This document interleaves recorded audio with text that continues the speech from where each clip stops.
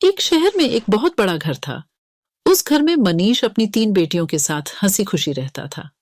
मनीष का शहर में बहुत बड़ा व्यापार था।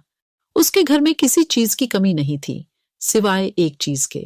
मनीष की बीवी की मौत एक कार एक्सीडेंट में हो गई थी, जिसकी कमी हमेशा उसे महसूस होती थी। मनीष ने अकेले ही अपनी बेटियों को पाला पोसा था। उसकी तीनों बेटियां बहुत ही सुंदर थीं, पर उसकी सबसे छोटी बेटी छाया सबसे सुंदर थी। मनीष अपनी दोनों बड्ढी बेटियों से बहुत प्यार करता था, पर सबसे छोटी बेटी छाया को वो बिल्कुल पसंद नहीं करता था। उसका कारण ये था कि छाया जब पैदा हुई थी, तभी उसकी मां की मौत एक कार एक्सीडेंट में हो गई थी। मनीष अपनी बीवी की मौत का कसूरवार अपनी सबसे छोटी बेटी छाया को समझता था, इसलिए वो उसे बिल्कुल प्यार नहीं करता था।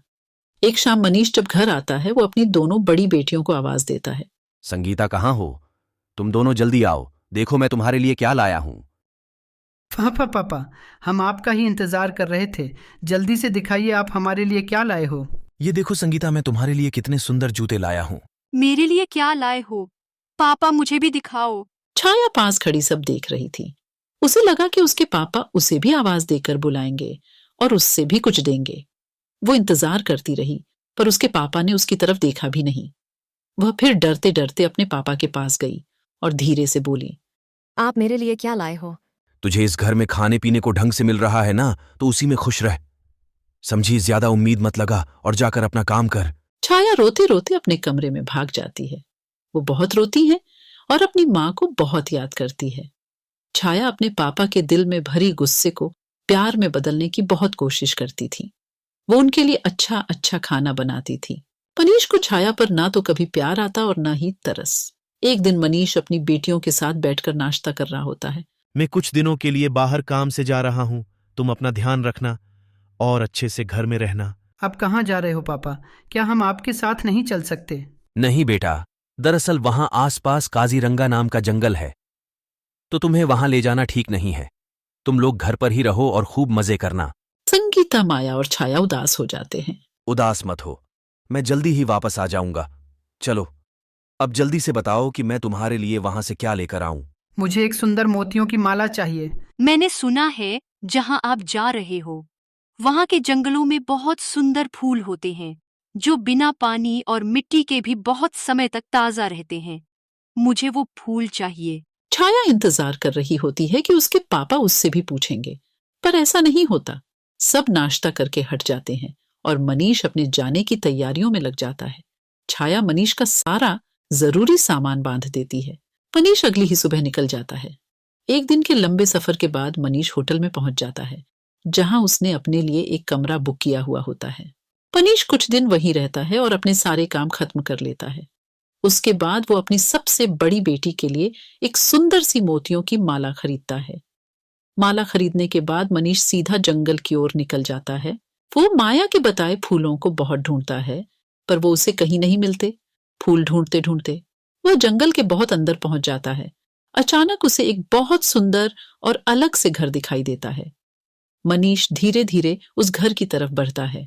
उसकी नजर अचानक से उस घर के बगीचे पर पड़ती है, जिसमें माया के बताए हुए फूल लगे हुए थे। मनीष उन फूलों को देखकर बहुत खुश हो जाता है। आखिर वो खुश हो भी क्यों ना, वो शाम से उन फूलों को ढूंढ रहा था।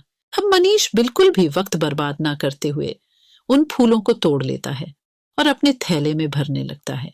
फूल तोड़ते ही मनीष को बहुत अजीब सा महसूस होता है। आसपास बहुत तेज हवा चलने लगती है और अजीब सी आवाज भी सुनाई देने लगती है। मनीष बहुत ही डर जाता है। वो जल्दी से वहां से भागने लगता है, पर वो अचानक किसी से टकरा जाता है। मनीष गर्दन उठाकर ऊपर देखता है तो उसकी आंखें फटी की फटी रह जाती हैं। उसके सामने एक बहुत खतरनाक भूत खड़ा होता है। भूत भूत, मुझे जाने दो, मुझे छोड़ दो। ऐसे कैसे जाने दूं? तेरी हिम्मत कैसे हुई मेरे बगीचे से फूल तोड़ने की? अब मैं तुझे जिंदा नहीं छोड़ूंगा। भूत मनीष की गर्दन पकड़ लेता है और उसे मारने ही वाला होता है कि तभी मनीष रोने लगता है। मुझे छोड़ दो, मेरी 3 बेटियां हैं, वो मेरा घर पर इंतजार कर रही होंगी। उनका इस दुनिया में मेरे सिवा कोई भी नहीं है। उनकी माँ भी बहुत सालों पहले मर गई। तू मुझे पहले ये बता कि तूने मेरे बगीचे से फूल क्यों तोड़े? मेरा बगीचा और उसमें लगे फूल मुझे जान से भी ज्यादा प्यारे हैं। मुझे माफ कर दो, मुझे नहीं पता था, मुझसे बहुत बड़ी गलती हो गई। दरअसल मेरी बेटी ने इन फूलों का जिक्र किया था और उसी ने इन फूलों को लाने के लिए बोला था। कहाँ है तेरी बेटी? क्या नाम है उसका? मैं उसे जिंदा नहीं छोड़ूंगा। अब मुझे अपनी बेटी को लाकर दें, वरना मैं तेरी जान ले लूंगा।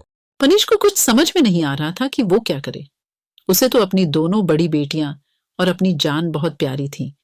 उसे कुछ भी समझ में नहीं आ रहा था। अचानक उसे एक तरकीब सोचती है। वो सोचता है, क्यों न माया की जगह छाया का नाम इस भूत को बता दिया जाए, ताकि वो भूत माया की जगह छाया को खा जाए और हमेशा के लिए छाया की जिम्मेदारी मेरे सर से दूर हो जाए। मनीष माया की जगह छाया का नाम उस भूत को बता देता है। जल्द से जल्द छाया को मेरे पास लेकर आ, वरना मैं तुझे जान से मार दूंगा। मुझे बस कल तक की मोहलत दो, मैं छाया को लेकर यहां आऊंगा। अगर तूने कोई भी चालाकी की तो ये अंगूठी तेरी जान ले लेगी, इसलिए बिना सोचे अपनी छाया को मेरे पास लेकर आ। मनीष जल्दी से अपने घर जाता है। संगीता, माया और छाया यहां आओ। तीनों दौड़ती हुई मनीष के पास आती है। इस बार मनीष संगीता और माया की जगह छाया को गले लगा लेता है। दरअसल ये सब उसकी चाल थी, ताकि वो छाया को बहला फुसलाकर उस जंगल में ले जाकर उस जंगल में छोड़ सके। छाया बहुत खुश हो जाती है। उसके पापा ने उसे पहली बार गले लगाया होता है। बेटी छाया, तुम्हें मेरे साथ अभी कहीं चलना होगा। कहाँ पापा? वो मैं तुम्हें अभी नहीं बता सकता। छाया बिना कोई सवाल के अपने पापा के साथ चल पड़ती है। छाया पूरे रास्ते सोचती रहती है कि आखिर उसके पापा उसे कहाँ लेकर जा रहे हैं, पर डांट के डर से पूछने की हिम्मत नहीं कर पाती। मनीष छाया को जंगल में लेकर जाता है और छाया भी बिना कोई सवाल किए अपने पापा के साथ चलती रहती है। कुछ देर बाद वो भूत के घर पहुंच जाते हैं। मनीष छाया को उस घर के अंदर ले जाता है। घर के अंदर एक बहुत ही डरावना भूत बैठा होता है। छाया उस भूत को देखकर बुरी तरह चिल्लाने लगती है। बचाओ बचाओ पापा, पापा मुझे ये कहाँ ले आए? मुझे घर जाना है, मुझे बचाओ पापा। अब तुझे यही रहना पड़ेगा, समझी? भूत अपनी अंगूठी मनीष के हाथ से निकाल लेता है। मनीष अपने घर चला जाता है।